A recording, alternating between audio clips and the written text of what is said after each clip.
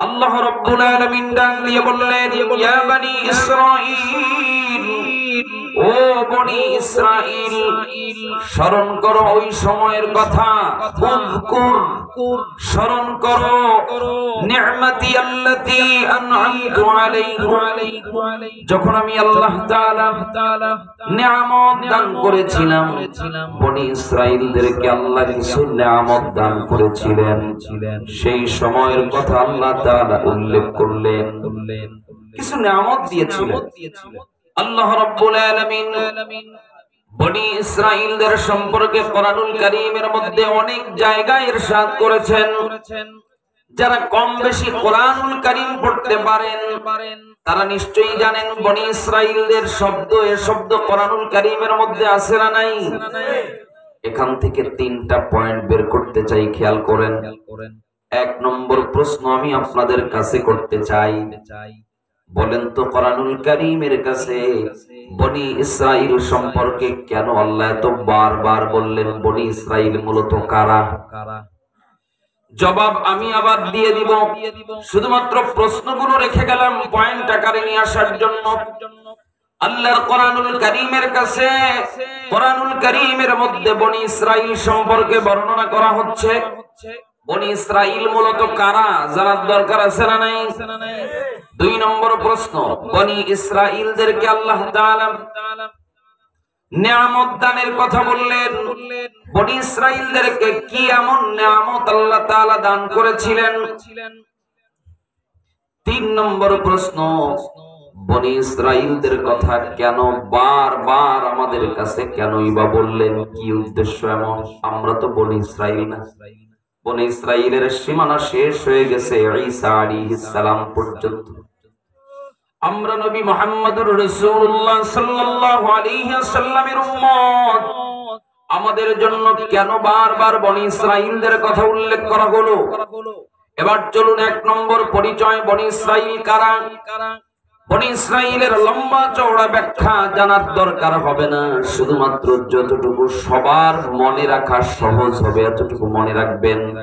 বনি ইসরাঈল, ইসরাঈল মূলত ইয়াকুব আলাইহিস সালাতু ওয়াস সালামের আরেকটা নাম।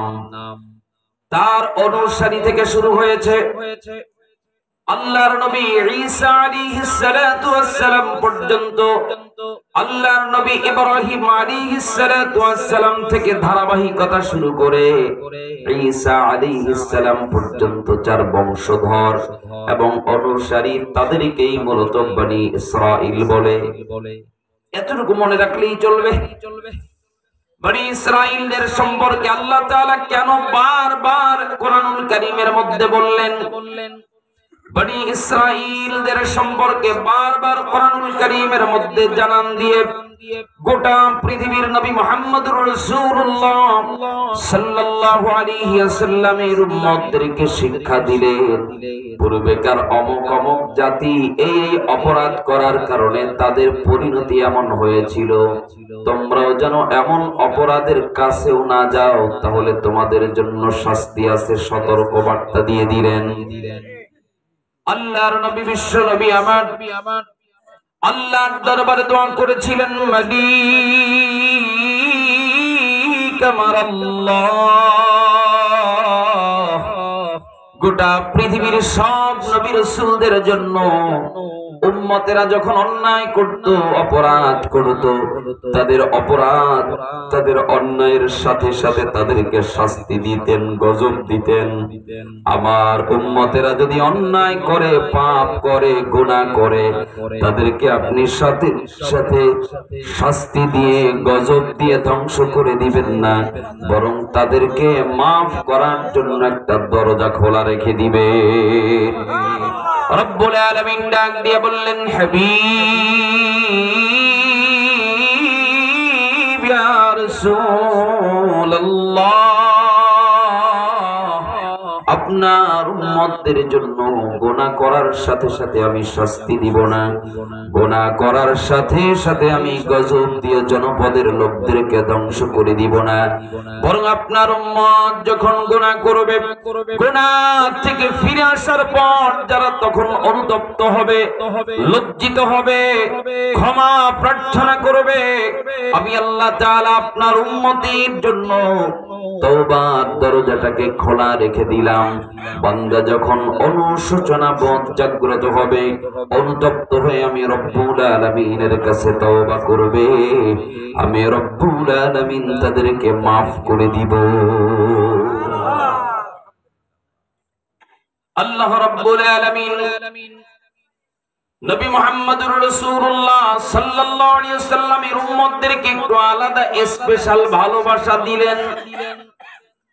ধ্বংস করবেন না বিদায় অন্যান্য জাতির দৃষ্টান্তগুলো কোরআনুল কারীমের মধ্যে বর্ণনা করলেন, যাতে করে নবী মুহাম্মদুর রাসূলুল্লাহ সাল্লাল্লাহু আলাইহি ওয়াসাল্লামের উম্মতেরা জানতে পারে, শিখতে পারে, বুঝতে পারে পূর্বেকার জাতিদের অপরাধের শাস্তি কেমন ছিল।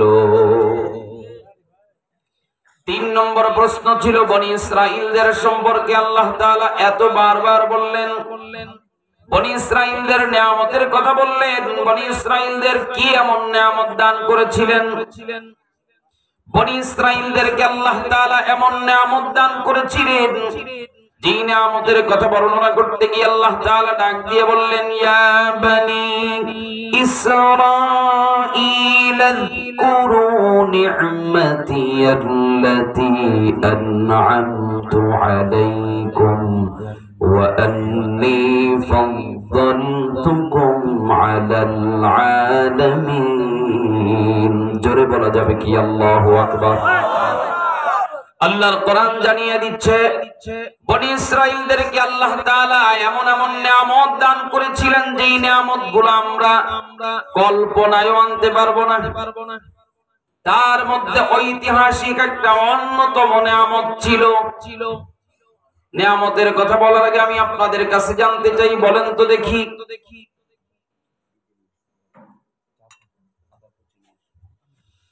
আল্লাহর নবী হযরতে ইব্রাহিম আলাইহিস সালাম থেকে শুরু করে যত নবী রাসূলদের উম্মতের পদচারণা ছিল বনি ইসরাঈলদের মধ্যে, বলেন তো দেখি আমাদের এই সময় এসে যদি আমাদেরকে বলা হয় আমাদের কোনো কাজ করা লাগবে না, অফিস করা লাগবে না, চাকরি করা লাগবে না, ব্যবসা করতে হবে না, কেবলমাত্র শুধু খাবো আর ঘুমাবো আর আল্লাহ আল্লাহ জিকির করব, তাহলে আমাদের আর কোনো টেনশন আছে নাকি?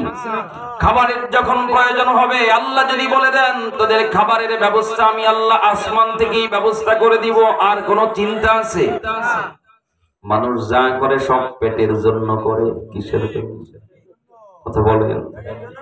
মানুষ রাতের গভীরে চুরি করতে যায়, অন্যের জমি থেকে ফসল কেটে নিয়ে আসে, তাও কিসের জন্য?